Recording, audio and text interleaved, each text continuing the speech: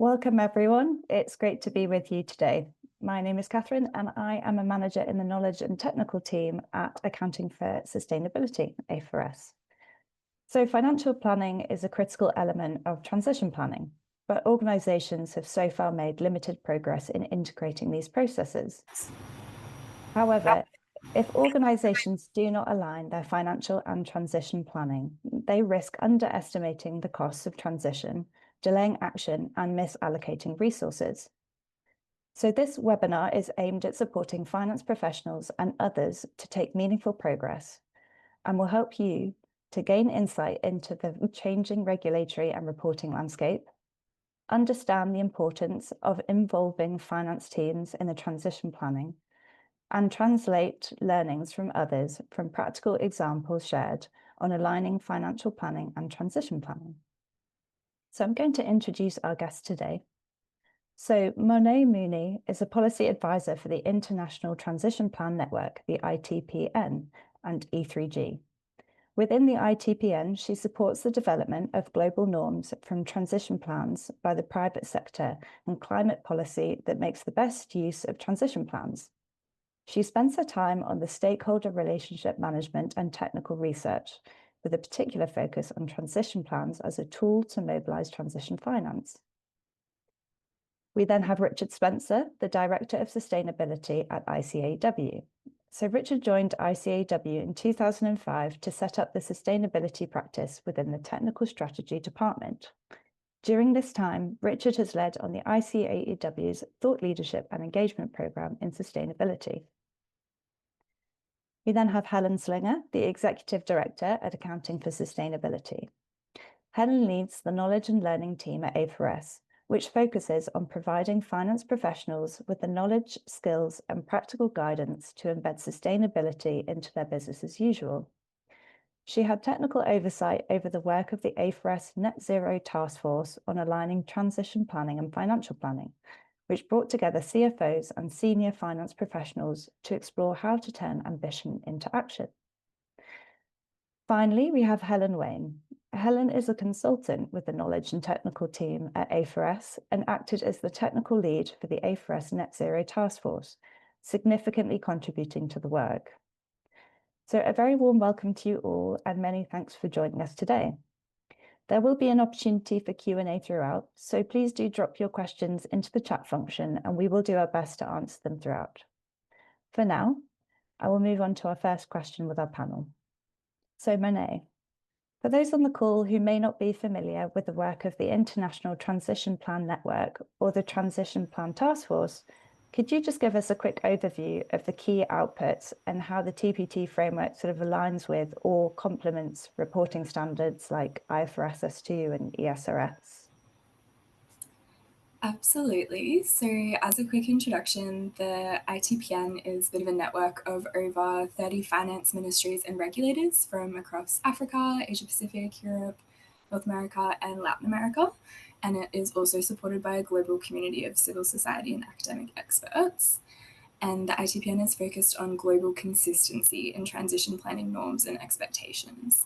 So its key goals are to support the development of these global norms for transition plans and planning by the private sector, and to support the emergence of national approaches to climate policy. So this next part can get a little bit convoluted, so I won't go into a lot of detail, but effectively the short version is that the ITPN is run by the same team behind the Secretariat for the Transition Plan Task Force, or the TPT. And through the TPT process, the team co-led the creation of guidance for private sector transition plans. So in particular, the main output you might be familiar with is the TPT disclosure framework. That disclosure framework sets out good practice for robust and credible transition plan disclosures and provides a set of disclosure recommendations that an entity can use as guidance on how to report more effectively on the transition plan related aspects of the IFRS S2 climate related disclosures as part of the wider sustainability related disclosures in its general purpose financial reports. These TPT materials are now under the ownership of the IFRS as supporting material for the ISSB climate reporting standards. and the IFRS has been in the process of converting it into formal guidance for educational materials, which I believe are officially being launched tomorrow, which is very exciting and a major step towards the global norm for transition plan disclosures. Similarly, EFRAG, who lead the drafting of the ESRS, are currently developing transition plan implementation guidance, and we expect to see some more clarification there on how the ESRS and TPT guidance can be complementary for European firms to comply with European regulations. Thank you, Monet. That's really helpful. And yeah, we'll definitely be keeping an eye out for that guidance coming out shortly. So Richard, we're just going to move to you. So we're hearing more and more about sort of the link between transition planning and strategic resilience. Can you set the scene for us? So why does transition planning continue to be so critical for business leaders? Sure. Well, I mean, I suppose the first statement to the obvious is that we all know that the success of our businesses and the success of the economy is rooted in a successful nature and thriving societies. So the first thing to understand is that this isn't about particularly say with our members asking them to go out and take to the streets as climate activists. This is about doing your job. This is about protecting the resilience of your business and planning for the future. So really, it remains critical because it's about preparing for the future and also creating the future that we want. And I think there are two kind of points here. One is that there's a very high probability that something pretty awful is going to happen, some natural or social disaster. And that's coupled with a very low probability that we've got a clue what it's going to be. So we live in this world of massive uncertainty rather than a world of risk, really. And the challenge of that is that you can't just insure as you can with risk. You can take steps to insure against it. What you can do, though, is what we do know is how we respond. And that's around adaptation, and it's around mitigation and restoration and limiting and reversing the damage we've done. And that requires a transition plan. And that transition plan needs to be linked to the finances of business, because you need to know what are the financial implications of the choices that you're making. So even though we're living in a world now where regulation is being rolled back, that hasn't stopped the climate crisis, that hasn't stopped the nature crisis, that hasn't stopped the challenges that result from massive increases in inequalities. And therefore the business imperative remains. And, you know, we can see it in markets where shareholders are increasingly asking, what are you planning on doing about this? And what are the costs of doing that? Thanks, Richard. That's really, really interesting to hear, and just goes to show the importance of it. So Monet, a lot of organisations are facing uncertainty about how the regulatory landscape will unfold when it comes to transition planning, and especially with the recent sort of regulatory pullback in the US and the EU. Could you provide sort of your perspective on the future policy landscape when it comes to transition planning and what organisations should be sort of keeping an eye out on or for? Yeah, definitely. So I just want to start by, echoing a few of Richard's points there. Climate change isn't going to go away. Like, we're already hearing companies grappling with the realities of physical climate risks, and these are only going to continue to intensify. And at the same time, there's a huge global economic transformation that's underway, and we're seeing quite huge market opportunities as a result of that. So the speed of the transition in particular markets will be impacted by the political context, but this economic transformation is well and truly underway already. So while the political context is currently a little bit uncertain, which definitely adds some policy risk, some level of uncertainty, I think, is quite inevitable during any sort of transition. And I think that transition plans can be a great tool to navigate this uncertainty. So part of the transition planning process enables businesses to consider a wide range of uncertainties, whether they pertain to policy, technology, the evolving climate itself, and identifying assumptions that can inform a firm's engagement strategy, including engagement with policymakers, and to support practical dialogue with all of its stakeholders. Having said that, though, there is still plenty of momentum in the policy landscape at the moment. For example, over 30 jurisdictions are on the path to implementing the ISSB standards, which do include that provision on transition plan disclosure in IFRS S2. And together these jurisdictions represent over half of global emissions and include, for example, Australia, Brazil, Canada, China, Japan, Malaysia, Mexico, Nigeria, Uganda, the UK, Zimbabwe, like the list goes on. In fact, I'm pretty sure it was last week the IFRS Foundation released its first set of jurisdictional profiles, sort of going through detailing the adoption or other use of sustainability disclosure standards. That could be an interesting check for anyone operating in those jurisdictions.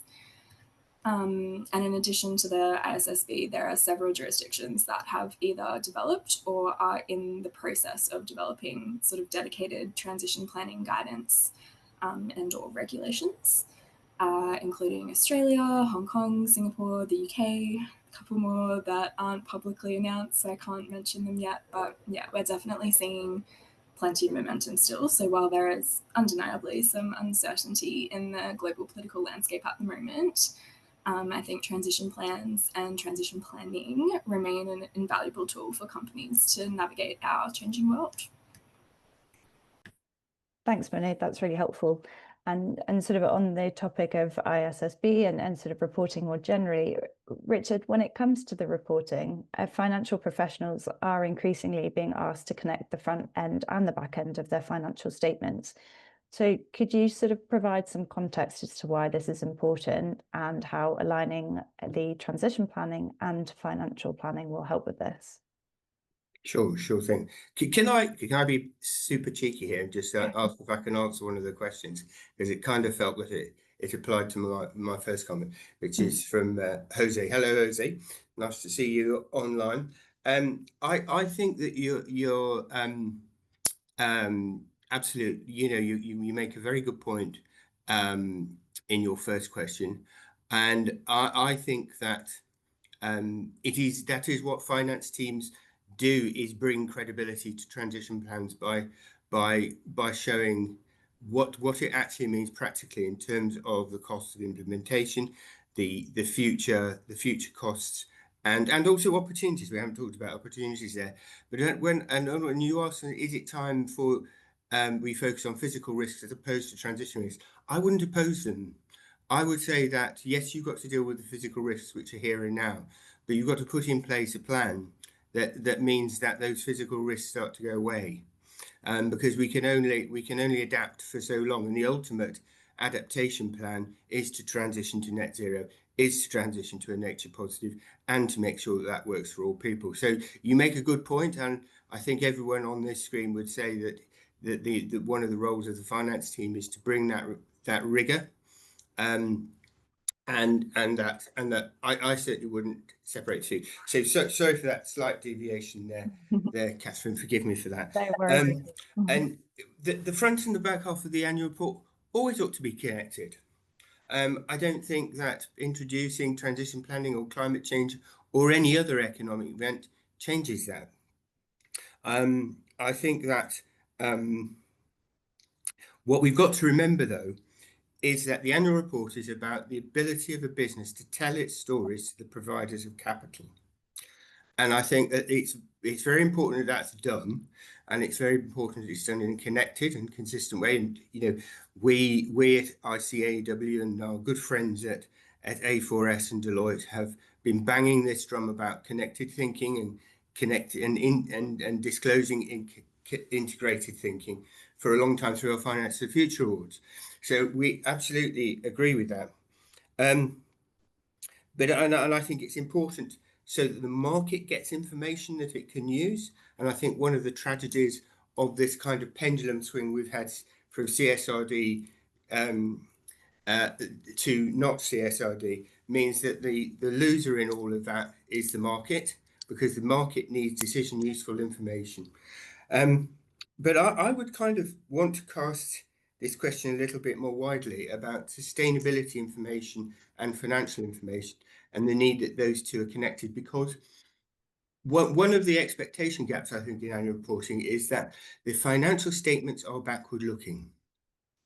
And so a materiality assessment around financial statements will not be necessarily the same as around sustainability materiality assessments around sustainability information, which is generally forward-looking. Both are necessary, but you don't necessarily get the same answer. So I think that it's very important that we see a discussion of climate risks and an explanation about how these will affect the business strategy and its financial planning.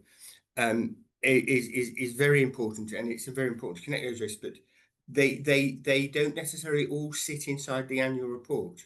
There is a breadth of information and disclosure. What's important is we don't try and shove all that together into some kind of unwieldy document that doesn't really tries to speak to everyone and doesn't speak to anyone, but that we are more sophisticated about this and think about how is sustainability information connected to financial information in a way that good decisions can be made, and not just in terms of markets and stakeholders, but internally. It does not begin with reporting. It begins with what is the decision that a business is trying to make and what information does it need to make those decisions. There will then be disclosures into markets, but disclosures to regulators, disclosures to stakeholders, and into the supply chains. And all of these need to be done in a way that is trustworthy and reliable and timely and decision useful. So I think it's fundamental, the question you asked, but it's not just about connecting the front and back of the report, which, as I said, ought to be done anyway. Thanks, Richard. Yeah, I think that's really, really critical, that it is just, thinking about both sides of it, both from an internal and external perspective. So thank you. So in terms of bringing a transition planning into action, so Monet, a key aim of transition planning is to drive real world decarbonisation, and not just to improve the strategic resilience or meet evolving reporting requirements. So in your view, how do effective transition plans support decarbonisation, and where can organisations struggle if they only focus on reporting and disclosure? So probably building on what Richard has mentioned. Yeah, definitely. So firstly, I actually just want to emphasize that transition plans are a tool to drive both mitigation and adaptation efforts. So, as the physical climate risks are intensifying, businesses are going to need to prepare for all of those impacts while also pursuing their decarbonisation objectives. And transition plans that integrate adaptation and are going to enhance the resilience and help companies to protect that value and remain competitive and manage the changing risk landscape. So an effective transition plan should really support decarbonisation and increase physical resilience at the same time. But having said that, I definitely agree that focusing purely on reporting and disclosure would be a disservice to the company undertaking the transition planning process. As Richard was sort of saying, transition plans and planning should be a part of core business strategy and used as a tool to make internal decisions as well.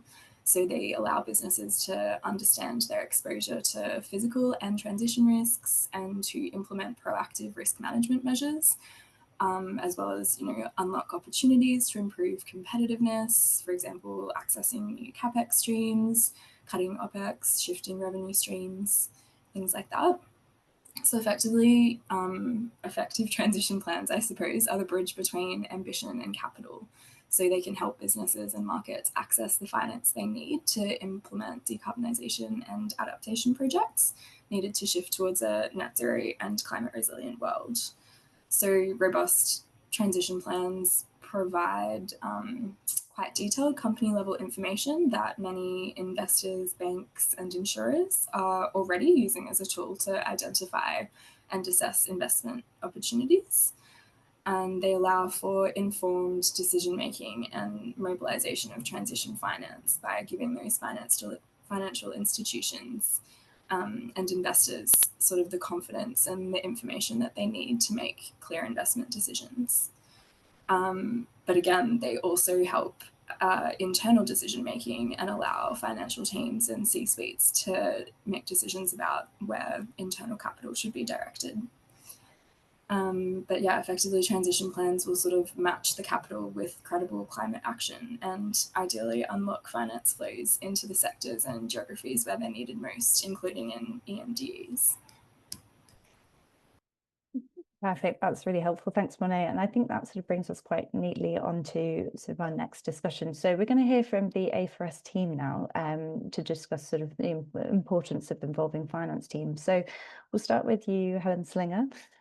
So transition planning is essential for organisations to understand the consequences of both action and inaction and to ensure their long-term resilience. However, so the responsibility for transition planning can sit within the sustainability team with little involvement from finance. So why is it essential for finance teams to be involved? Yeah, thank you, Catherine, and thank you, Monet, for the neat segue in there.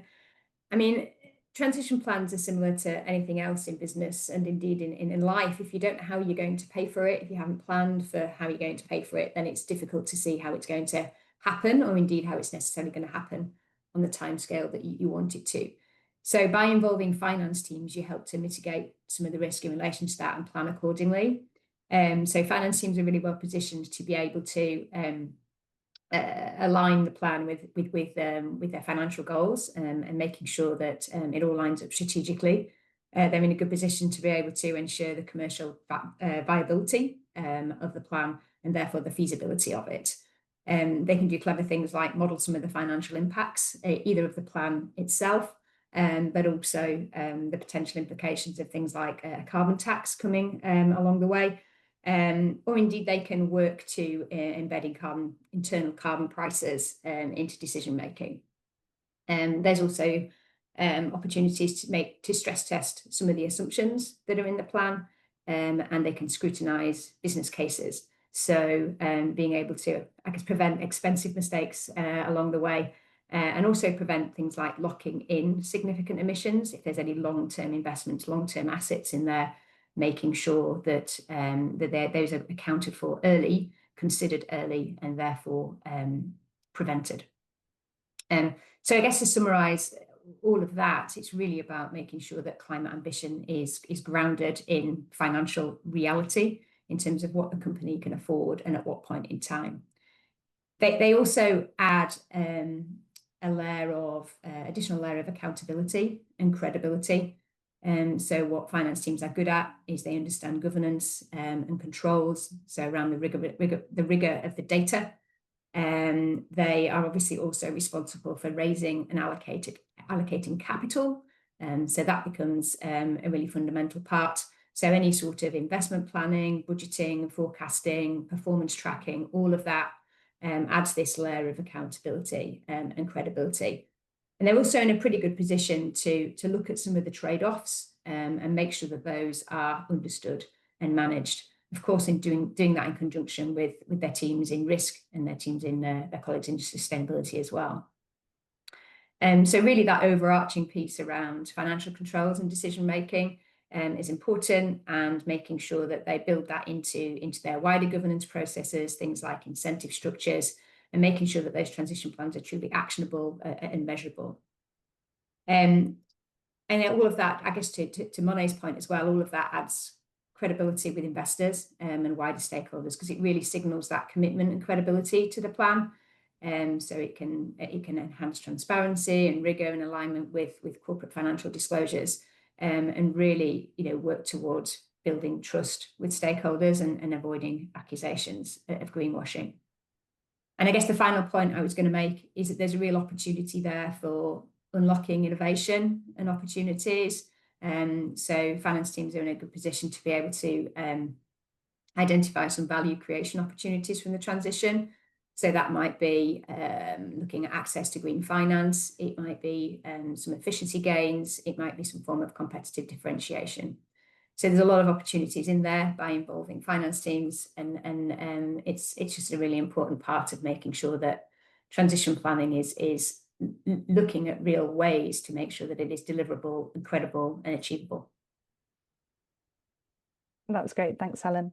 And we'll turn to Helen Wayne now. So based on sort of the key role that finance teams have, as Helen kindly mentioned, could you just give us an overview of the key projects that you've been working on at A4S, which can help support these finance teams?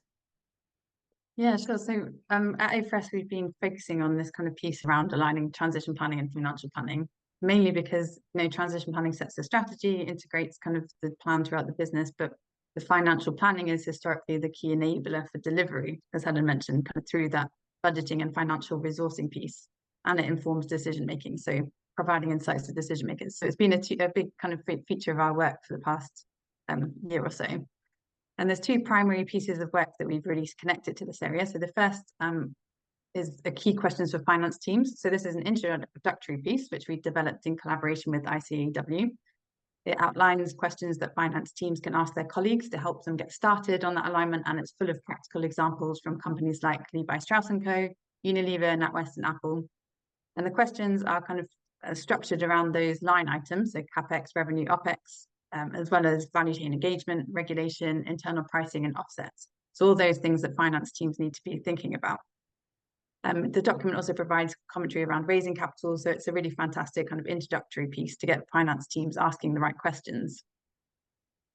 And for the second piece, the AFRS CFO Leadership Network formed the AFRS Net Zero Task Force to close this kind of gap around the guidance available on how to align transition planning and financial planning.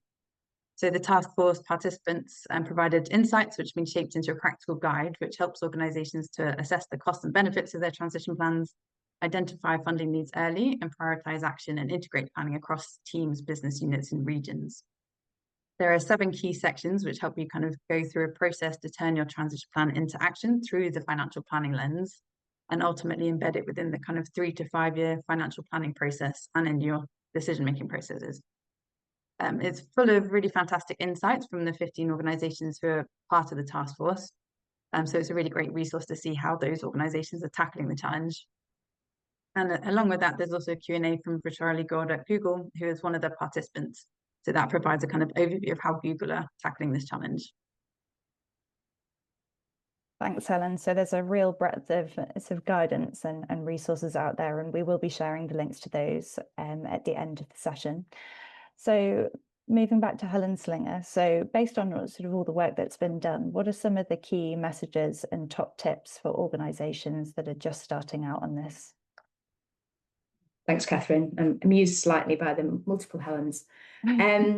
So I guess any sort of decarbonisation historically would have sat with sustainability teams, and this is really about how do we make sure that transition plans are deliverable. And we've touched on involving finance teams, which is obviously really important, but that collaboration piece doesn't just stop there. I mentioned risk teams earlier, that's really important, but also procurement, also operations teams to make sure this is really deliverable. So one way to collaborate is really to sort of put some sort of governance body in place that really helps to look across the organisation and to understand all the different moving parts of the transition plan, look at all the levers within the business to help make it achievable, and to be able to have that sort of debate at some sort of governance committee level to ensure the achievability of the plan. So I guess collaboration fundamentally is my first point. I would also say a good thing to do when starting out is to really look at what I would call the gap between your transition plan and the financial plan. I guess in saying that, I'm assuming in the first instance that different groups of people, different functions will perhaps have pulled together the transition plan and the financial plan. That's certainly the norm. And the two won't necessarily talk to each other.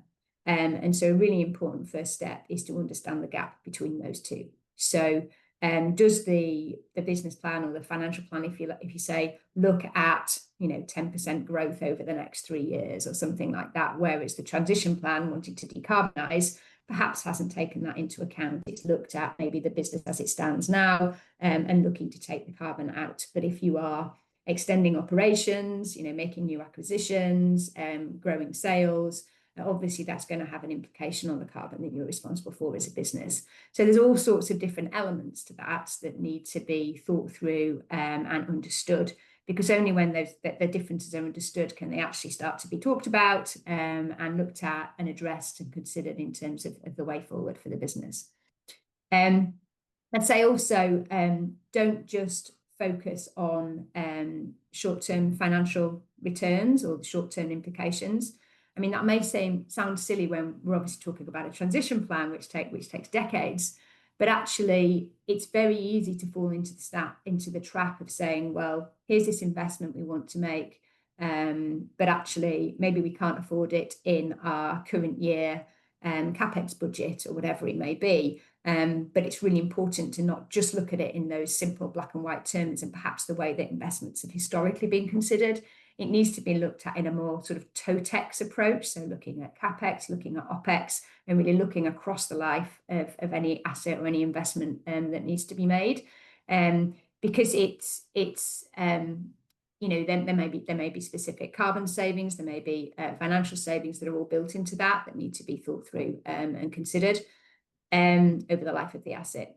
And there's a real piece here around the opportunity to contribute to strategic resilience. So I think Monet's mentioned it and Richard's mentioned as well about this is not just about mitigation, this is about adaptation as well. So how do you make sure that you're not just looking at the here and now and what looks to be immediately in the forefront of the business as horizon? It's actually looking much further out and thinking, well, actually, if we're building this asset now, or we're taking this decision now, will that still be the right decision in 5 or 10 years' time?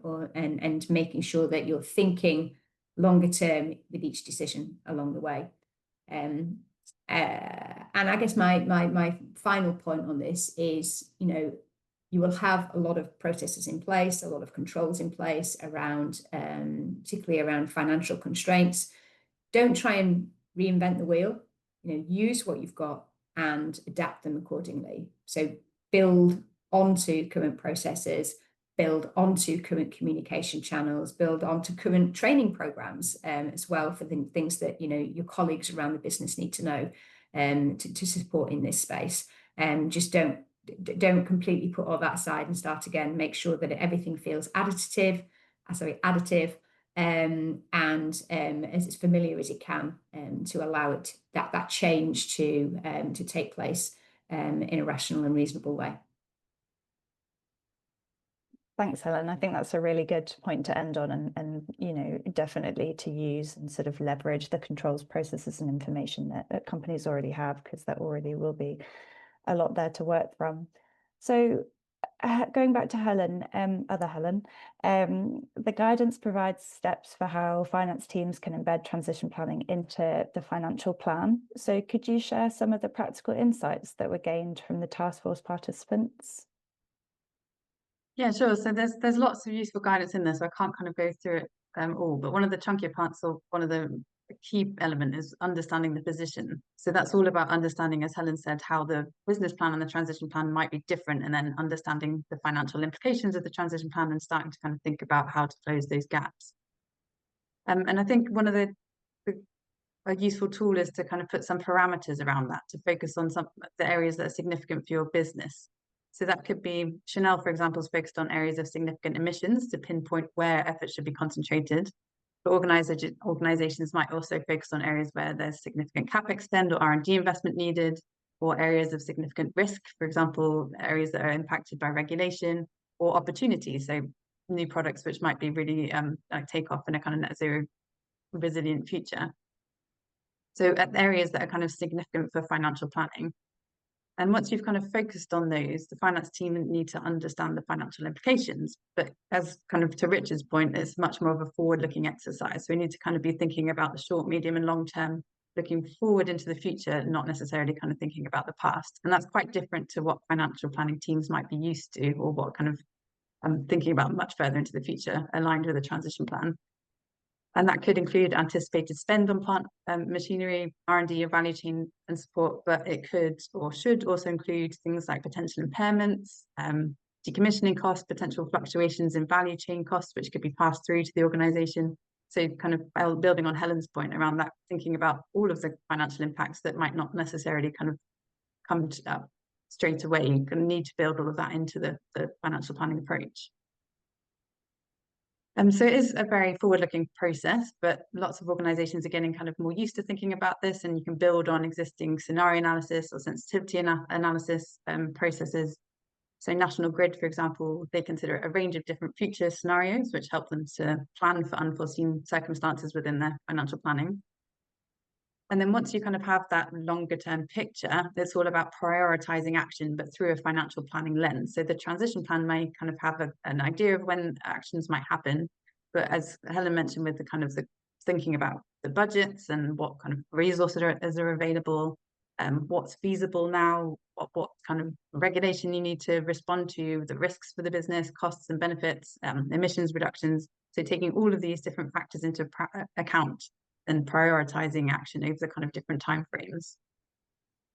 So then after that step, it's about building the shorter term action into that 3 to 5 year financial planning process. So DHL has some insights in the guide, and they build a really clear picture of how emissions reductions map to their decarbonisation expense and when the costs would be incurred, which help them to build a really clear midterm plan and budget for the next 3 years. And they get into a lot more detail in the same way that they would with their regular planning cycles. And which sounds really simple, but in reality, it's very iterative. It requires a lot of collaboration because there will be a lot of, potentially a lot of work will have been done already between sustainability teams, business units. So it's a very iterative kind of up and down process, trying to integrate that well into the organization. And there's lots of kind of guidance in the guide and some really helpful insights from Google, NatWest and others about what that looks like in practice. It's important to mention data capture. So data capture and systems will need to improve so that the management information is good to understand where the organization is and what needs to be done to allow kind of early intervention. And DHL again has a kind of example about how they integrate their transition planning data and information into financial data and reporting systems and processes. So there's really good insights in the guide. Visual tools can also be helpful. So kind of to Richard's point, building on or connecting sustainability information and the financial reporting information. There's kind of waterfall charts or other charts that can be used to show either internally or externally how kind of emissions might map to CapEx, R&D, that kind of thing. And there's also great insights about how organizations are financing the transition. So not just thinking about kind of raising equity, but potentially also collaborating for the collaboration of investment in joint technology to scale up solutions and kind of thing. So there's lots in there, but I definitely recommend clicking through to find kind of areas which might be meaningful or useful for your organization. Thanks, Helen. It sounds like there is an incredible amount of information and useful guidance there, with especially with the sort of real world examples and some of the sort of visual tools. So definitely, when we share that in the chat panel later, definitely worth a look. So Helen Slinger, so decision-making processes are often ruled by financial returns, with less importance or prominence given to sort of sustainability and transition objectives. So are there any top tips arising from the task force which organisations can implement when thinking about how to improve their internal decision-making? Absolutely. Thank you, Catherine. So decision makers can only really work with the information that they have. So if you only give them financial information, they will probably only use financial information. But you can give them so much more. Now it's important to give them the right data and not, and it needs to be relevant and not just throw lots of information at them. But you can supplement that financial data with emissions data, with information relating to climate risks. You can look at value at risk analysis around that and provide that, or indeed, similar to what Helen mentioned, some scenario analysis that helps inform the decision, or perhaps some sensitivity analysis as well. You can use optioneering and perhaps multi-criteria decision analysis to show a much fuller picture of the consequences of the different decisions that could be made. And indeed, you might even look at some training opportunities here for decision makers. So how do you help them to look and think beyond the current year CapEx budget, the example I gave earlier? How do you help them to think about locked-in emissions? How do you help them understand the risk of inaction and indeed the cost of inaction? And also to think more broadly about opportunities that are arising from the proposed action. So if you really broaden out the information set and give them the tools and the skills that they need to inform those decisions, you can kind of really help there. Other things that you can do is you can look at managing the risk of significant investment decisions by doing things like pilot testing. So doing something, once or twice first, and then really sort of making sure that there's a proper review process in place for those pilots. How did they go? And using the learnings from those pilots to refine and help to scale up effectively. And I guess the final thing I would say is, don't wait, don't hold back just because you don't have perfect information. All of the examples that I've given above don't need to be down to the final pound, dollar, euro. It is really about making sure that you have enough sufficiently accurate information to help inform decisions that you can have confidence in, that are supported by a sensible amount of rigor, but they don't have to be precise. Leadership and decision makers are used to making decisions without fully clear or credible or perfect information, because none of us have a crystal ball. But it's really making sure that they have the right understanding about the issue, about the decision that they're making, and making sure that they can have confidence in what sits behind the information that they are receiving, so that relevant controls are in place. That helping to instill the right behaviours, really making sure that climate becomes a regular part of decision making.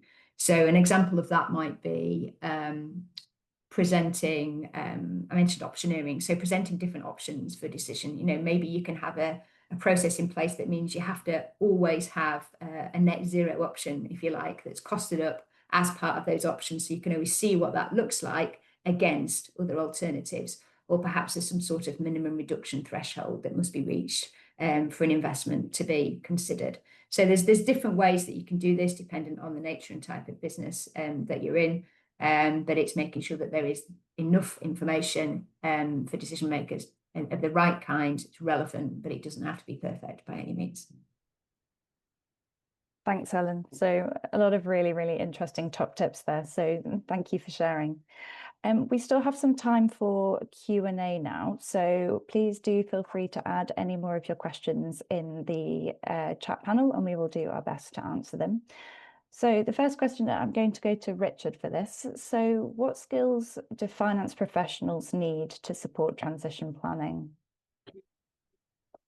Well, I would say that in terms of skills, there's I'd say that they already have the skills. And I think this is one of the things that we talk to professional accountants, make to professional accountants a lot, is that you have a formidable toolbox of skills to apply here. I think possibly what the things I would say that are missing but rapidly being built up is knowledge. And the other thing that I think that is very important is it kind of almost like a change of mindset to an ability or a willingness to kind of think at the systemic level, because the risks that we're talking about are systemic risks, and these are not necessarily immediately apparent at the entity level. So at the system level, essentially the question we're trying to answer is how do we create the safe operating space for the economy? How do we create a place in which the economy and businesses can thrive? And therefore, what do we need to do about planetary limits and social foundations? Those aren't really the questions that businesses are trying to answer at the organizational level. So one of the things that we're kind of, and it's a really big sort of ask for people in a sense, is we're trying to get them to think about the micro stewardship questions that they are thinking about. And I'm kind of borrowing Aviva's language here, is the micro stewardship language that they're trying to answer in their organizations. And but thinking about those in the context of the macro stewardship role of how do we create a space in which we can all thrive. And that's essentially, I think, a sort of system thinking mindset that we need to transition to, because you could, for instance, think about decarbonising your business in a way and act in a way that doesn't contribute at all to the decarbonisation of the economy, or does it in a way that is very damaging, say, to communities. And I think that's one of the things that actually good transition planning bridges that gap very well, because it forces you to think, and you look at the Transition Plan Task Force framework, you know, it always was about, yes, you need to decarbonise your business, but at the same time, you need to think about how you're contributing to the wider decarbonisation of the economy and how you tend to try to take account of communities and people at the same time. So I think that's one of the great things about the Transition Plan Task Force framework and the formidable array of guidance that came with that. You know, I mean, don't just look at don't just look at the 13 disclosure documents, but look at the other 9 supplemental documents that are all about implementation. How do you do this, and further consideration. So I think it's a content piece. It's a systems mindset, and it's all about collaboration, because I've never been a great fan of the chartered accountants are going to save the world piece, because actually, no, they're not. Well, not alone anyway. They're going to do it with all sorts of other people and work together. So, for instance, we've talked a lot about the sustainability piece. It's very important that that finance team thinks about who it needs to work with and who it needs to listen to. You know, are you listening to the science? Are you making these financial decisions based on science? You know, when you look at, and I'll stop in a minute. When you look at look at some of the work that's come out of, say, the actuaries next to university and the planetary solvency piece. What's clear there is that those investment models do not pay any attention to the science. So, and you could think about that at a micro level. Are you going and listening to your sustainability team and thinking about what the real situation is? And are you going and talking to all the other people you need to talk to? Because you, as the finance team, are in this unique position of being able to bring all of that together. You know, sort of like, you know, the spider sitting in the middle of the web, understanding all the tremors that are going on around them. Thanks, Richard. That's really, really interesting. So definitely a focus of micro stewardship sort of within the organisation in the context of sort of the macro sort of mindset and looking at it systemically. So, you know, touching on your point about collaboration then, so Helen, how does sort of cross-company collaboration play a role in delivering transition action? Yeah, I guess we've touched at this at various points during this webinar, but I mean, I guess just to reaffirm, you know, engagement with the wider organisation is absolutely key for success. And it's really important to make sure that everybody who's involved in this, everybody at any level of decision making, really understands the strategic imperative. That, you know, business as usual as we know it is not going to continue for many, many reasons, but climate change being a critical one. And by doing that, you can make sure that everyone's pushing in the same direction. You know, you've not got different functions with different priorities going off in different directions, with different levels of understanding of the transition plan and what's needed to achieve it. I think to Richard's point, the sustainability team and the deep technical expertise that they bring is absolutely at the heart of this. But it is really about bringing so many other functions, groups of people with you. So I guess we've given a couple of examples already, but to add a couple more, you know, people teams, whatever you happen to call them in your organisation, be it human capital or HR, you know, they have a really important role to make sure that the business has the right skills in place, and to do that through recruitment, to do that through training, and also to help put in place incentive mechanisms, be they financial or otherwise, to help to drive behaviours in the right direction. To look at their procurement teams, you know, they've got fantastic supply chain visibility, and they control tender requirements, and they make obviously lots of purchasing decisions. So what does all that mean for Scope 3 emissions, for example, and how you actually address those and reduce those, and the different relationships that they have with suppliers will be really important in achieving that as well.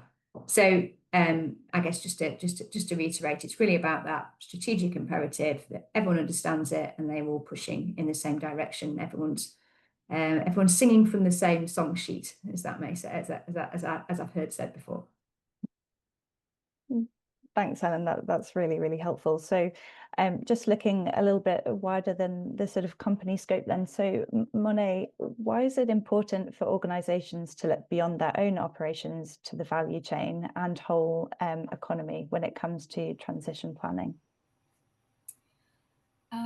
Yes, I think, as a few people have already mentioned today, it's important to remember that transition planning should be a part of the core business strategy. So, it's not a separate consideration that just sort of sits off to the side and is looked at here and there, for example, during reporting season. It's something that should really be integrated with day-to-day business practice and planning. So similar to sort of traditional business strategy and financial planning, it's effectively mandatory to consider your whole value chain and the other players in the economy that are going to impact your operations. Like, you just can't really make a solid plan for your future if you aren't aware of the environment that you're operating in, and if you don't understand like your interdependencies and how you're reliant on other actors in the ecosystem. So transition planning sort of incorporates all of these existing and familiar strategic considerations and extends them to also consider sort of decarbonisation activities and physical resilience of your value chain and operating environment. And as Richard mentioned earlier, the TPT framework really emphasises this. When talking about sort of setting a strategic ambition, it's all about taking a strategic and rounded approach, considering the actions it can sort of take now and in the long term, but also, looking beyond just how it can affect, the entity itself, and looking to respond to other climate risks and opportunities and contribute to like the economy-wide transition. Perfect. Thanks, Monet. So this might be quite a difficult one, but I'm going to ask it to you all. So it might be quite hard, but maybe we can narrow it down to 2 top tips. So for each of you now, what are your sort of top tips for finance professionals looking to support effective transition planning? So it might be quite hard to narrow it down at this stage, but Helen, Wayne, should we start with you? I'd definitely say collaborate. So building on what we've kind of spoken about through this webinar, but also don't be a perfectionist. So don't be worried about kind of doing something novel and different and not being sure about how it's going to work when you start out. Go on, Helen. Do you know, I was thinking, when I was a kid, there used to be something called the Green Cross Code. And it was about how to safely cross the road, stop, look and listen. I think it was on the back of cereal packets or something. I can't remember what it was. But for me, the top tips here are stop, think and listen. Because I think we all get into that habit of you're just carrying on as normal. Another decision crosses your desk, another Excel sheet that needs a tick in the right box, it needs the right number in this column, whatever it is. But I would say with anything in this space now, just really stop and think about what this means. Is this the right decision from a climate perspective? Is this the right financial decision? Are the right people involved? And really making sure that you stop and, like I say, and listen to the people around you, to the different skill sets, the different functions in the organisation, and piece together how it all works. So maybe it's not the Green Cross Code, it's the Green Transition Code. It's the stop, think and listen. Thanks, Helen. I love that. I think that's a great one to remember. Richard or Monet, who would like to go? Oh, I don't mind. I think we're probably all going to be quite similar, actually, because I think the thing to recognise here, and this is probably a hard one for professional accountants as I've got to know them, is this is going to be quite a clunky, messy process, and don't worry about that. You probably make lots of mistakes, but I think the thing is just to get going, and as Helen says, you can stop and think about what it is you're doing, but it's important to start, because this can just feel so overwhelming that you become completely paralyzed by it. But it's another way to think about it is this is just another economic event. that you've done this so many times with other things. You may have a bit of a knowledge mountain to climb, but just get started. Don't worry about making mistakes and keep going. Perfect. Thanks, Richard. And last but not least, Monet. Again, echoing everything everyone has already said. And I guess emphasizing that while, yes, it's definitely really important to set your ambition and to reflect that urgency to act, it's also important to translate that into action. And that's not something you can do overnight and in one go. So focusing on, like a couple of key, concrete, short-term steps that make it a little bit easier to approach. The typical thing that I used to tell my little brother when he was writing a uni assignment was, take it in small bite-sized chunks. Like, it doesn't have to be this, well, it is like this great big problem, but it doesn't have to be approached all in one go. So sort of focus on what you can tackle in the interim.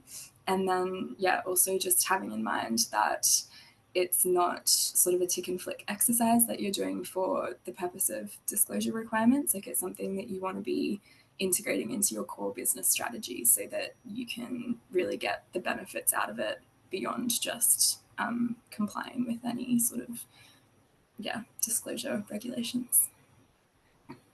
That's great. Thanks, Monet. And thank you all so much for your inputs and insights today. They've been really, really useful, and I'm sure our audience will be very appreciative of those. So just before we close the session, we want to share with you some of our fantastic work, which will help with you with your next steps. So the first one is the key questions for finance teams. So it's an introductory paper produced in collaboration with ICAEW, and it's aimed at finance teams to help them to identify different transition planning activities that may have financial implications. So it outlines key questions that you can ask your colleagues to help get started. And secondly, we have the Aligning Financial Planning and Transition Planning Guide, which provides 7 practical steps that organisations can take critical steps towards embedding transition planning into financial planning. And the guidance includes practical tips, case studies, and insights, and offers a plethora of sort of additional resources and materials that you can use and share with colleagues.